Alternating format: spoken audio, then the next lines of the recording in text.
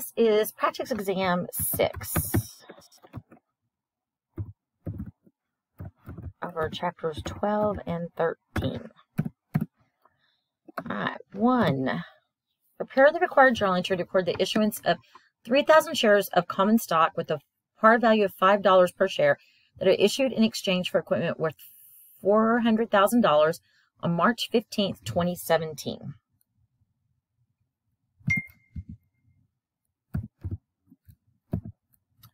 Okay, so you'll notice that this test is going to be a lot of shorter type questions.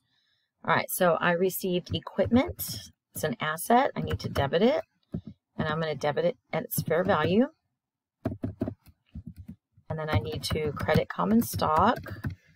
I'm going to credit common stock for the par value of 3,000 shares times $5.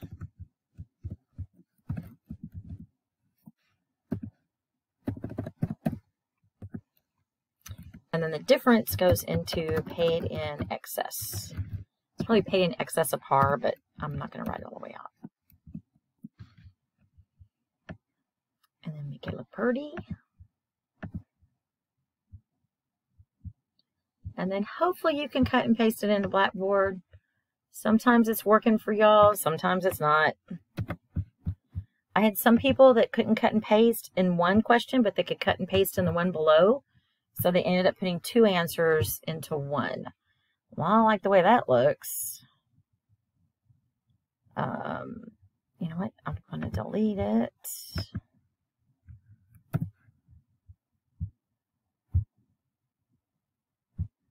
And I think it's because it's wrapping.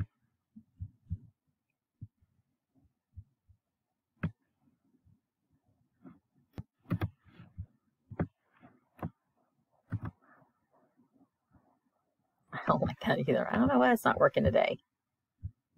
That's probably how y'all feel, huh?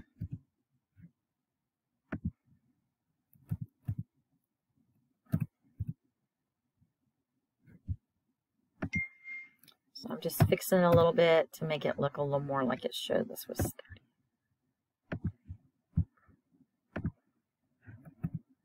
there. So it looks a little better. Doesn't have to be perfect. There's also an insert table option in Blackboard if you would prefer to do that. That's fine as well. All right, number 2. I'm just going to keep on going on the same sheet. On June 30th, 2017, Turkey Incorporated buys land for $550,000, paying $50,000 cash and signing a 5-year note payable for $500,000 at an interest rate of 7%. The note is paid once a year on June 30th. The annual installment is $100,000 plus interest. Prepare the journal entry for the purchase on June 30th of 2017 and the December 31st, 2017 journal entry to accrue the interest for the 6 months from June 30th, 2017 to December 31st of 2017. All right, so we don't have to make a payment or anything. We're just recording the purchase of the land with in exchange for the note and accruing interest at December 31st.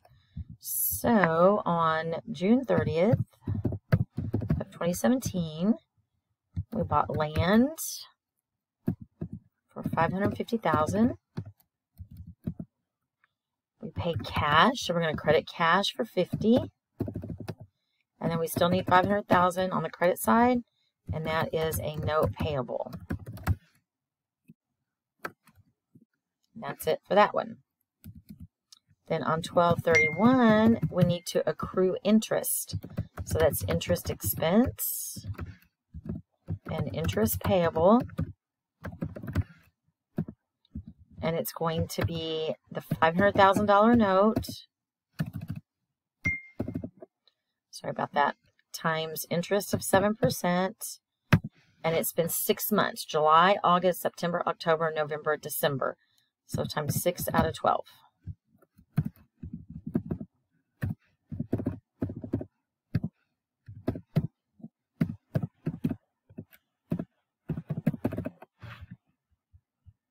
And that is it for that one.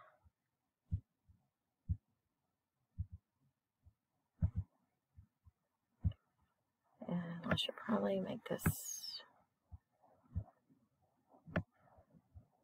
We'll see. We'll see what it looks like.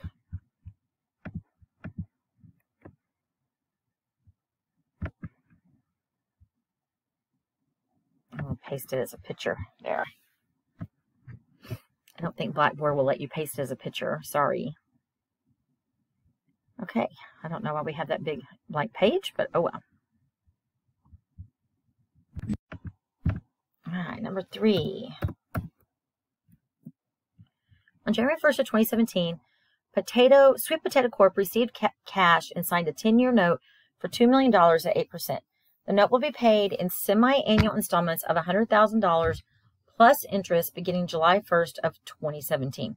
Prepare the journal entry for the payment of the first installment on July 1st of 2017. Assume no interest has been previously accounted for in the months between January and July. Okay, so once again, so we're making a note payment actually. So it's on July 1st, 2017. Oops. All right, so I'm making a payment on a note. So part of it's going to be interest. I'm also going to have my note payable is going down, so I'm going to debit note payable. And my installment payment is $100,000. All right, so I know that one's going to be $100,000. And then I'm going to pay it with cash, so I'm going to credit cash. But I have to figure out how much my interest expense is so far. So at this moment, it's going to be, I owe $2 million. So it's going to be $2 million times 0.08 times 6 over 12. All right, because 6 months have gone by out of the year.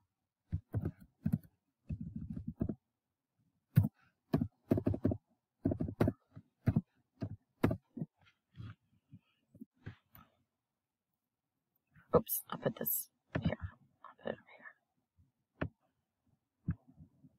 All right, and then my cash, I'm actually going to pay $180,000 in.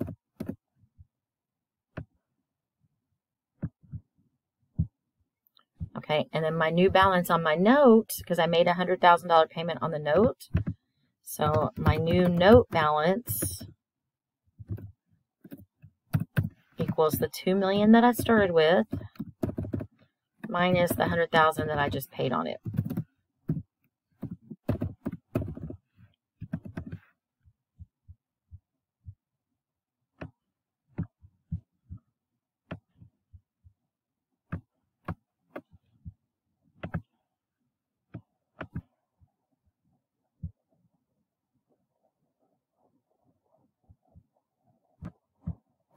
Okay, green bean casserole. I'm thinking that this original test must have been around Thanksgiving. On January 1st of 2018, Green Bean Casserole issued bonds for a total of $450,000 at face value. The bonds have a 3% interest rate and mature in 10 years. The bonds pay semi-annual interest payments on June 30th and December 31st of each year. Provide the journal entry for the issuance of the bonds on January 1st of 2018 and the first interest payment made on June 30th. Okay, so remember, these are bonds that I'm issuing. So on January 1st of 2018, I'm going to receive cash and I'm going to credit bonds payable. And it's going to be for the face value of $450,000. Then on June 30th, I make the first interest payment. So I'm going to have interest expense and cash going out the door. And it's going to be for the face of the bonds times the interest rate of 3% times 6 over 12 months.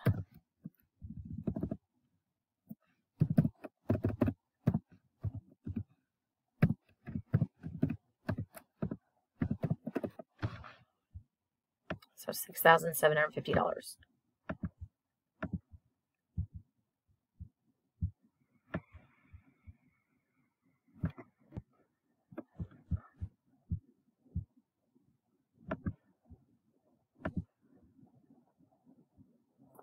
All right, 5. Another Thanksgiving one, pumpkin pie.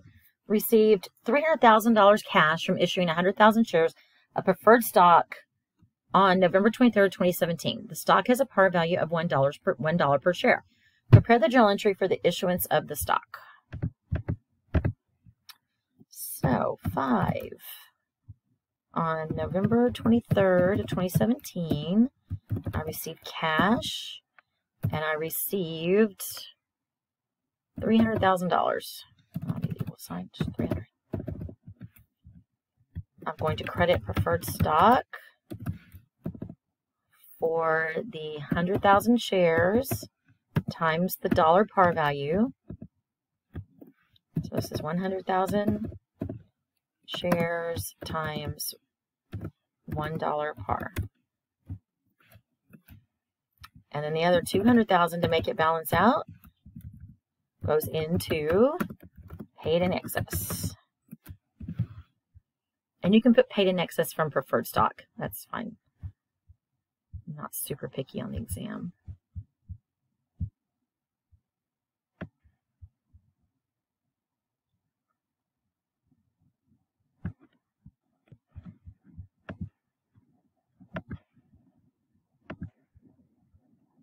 All right, number 6.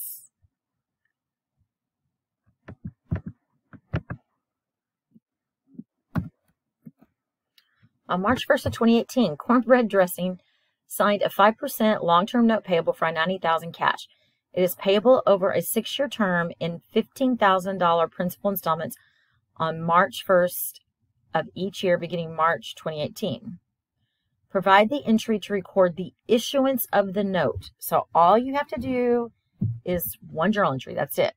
3/1/2018. And we're receiving cash. We're going to have a note payable. And it's for $90,000. That's all that one is. Don't make it any harder than it is. It's not hard at all. But y'all tend to think that something that's easy is incorrect. All right, it's not. It really is that easy. All right, use the following adjusted trial balance and statement of retained earnings to prepare the classified balance sheet for Reading Railroad. Okay, so if you remember, the balance sheet is going to be cash through retained earnings. Okay, but this is the old retained earnings. All right, this is old retained earnings.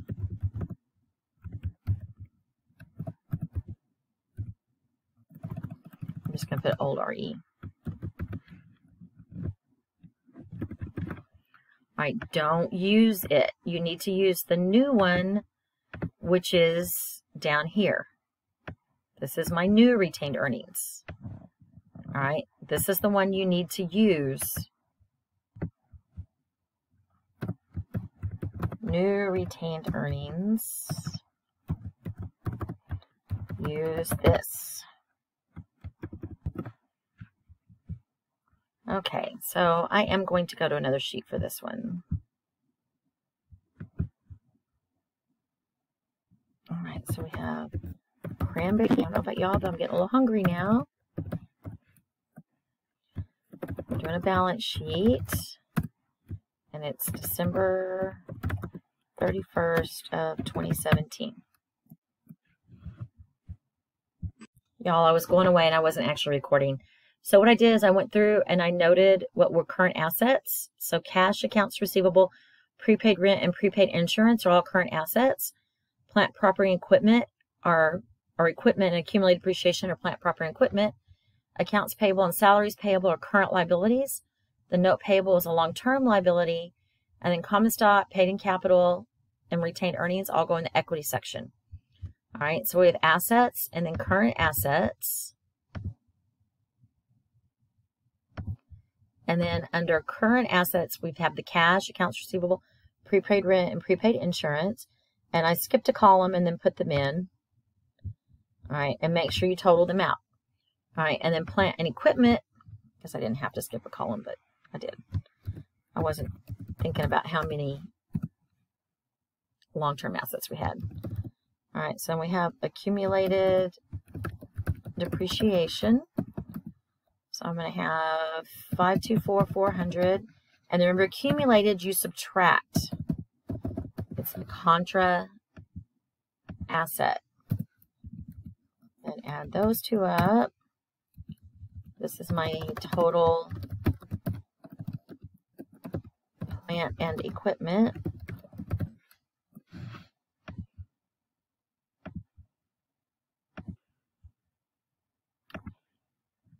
And then I'm going to add those up, the 36.9 plus the 273.4, and that is my total assets. All right, I'm going to make them all dollars. They don't have to all be dollars, but at least a comma. And then I'm going to put the double underline under here. Okay. And then I can merge and center that across there. All right, then I'm going to have liabilities. All right, then current liabilities. My current liabilities are account payable and salaries payable.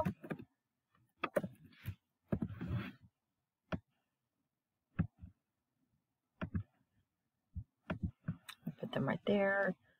4,900 and 500. Add those up. This is my total current liabilities. And I have long-term note payable. Since I only have one long-term, I'm just going to make it its own line and call it a day there. So that's 1,500. So then add those two up. And this is my total liabilities. All right, then I have equity. Okay, now remember, we divided equity. So we have paid in capital.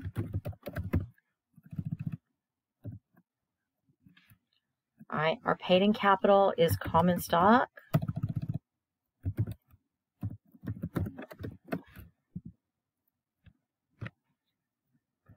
$195.30. Paid in excess. Abbreviating again, sorry about that. $100,000. Add those two up.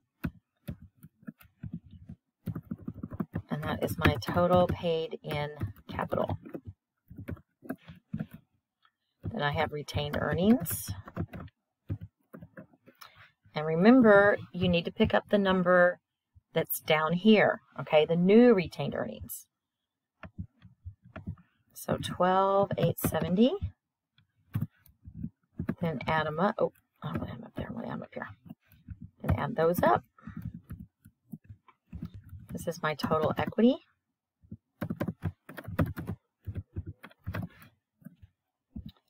And then total liabilities and equity. I'm going to do my total liabilities plus my total equity. And they should balance out, and they do. And I'm actually going to move this down so that they're on the same line. It looks better that way. Make all these dollars. Take out the decimals. This needs a line. Another line. Line here. Here. And this is line on top, double underline. That needs to merge and center. And these two should probably be bold. Make this one bold. Actually, this one I should probably merge and center that too.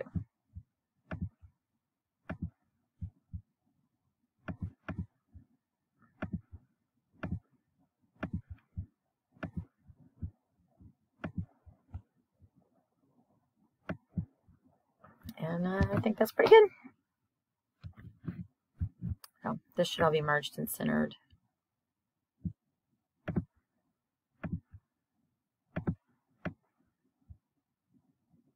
You have to do one line at a time. It would be really nice if they would let you do all the lines at one time.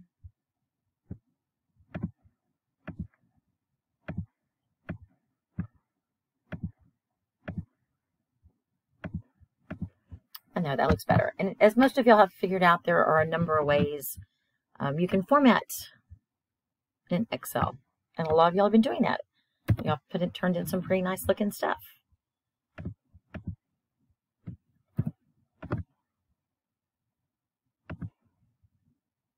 And there we go.